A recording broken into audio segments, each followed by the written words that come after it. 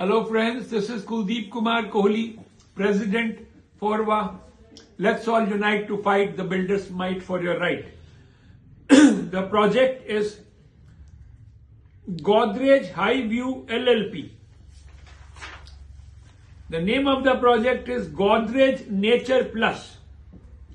Phase 1, Sector 33. The due date of possession was June 23. For F block,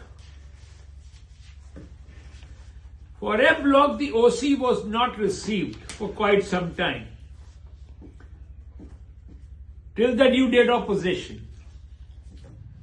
I therefore advise all the allottees, especially the F block, that there has been an inordinate delay in the delivery of the unit, and they should immediately therefore move RERA for delay possession charges, and once they have an order for delay possession charges, they should also move an application for compensation.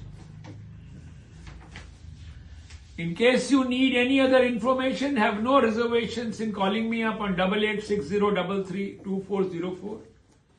Kindly share, kindly subscribe, and kindly like this video. Send it to 25 to 30 known people so that you have benefited, they could also get benefited. Thank you.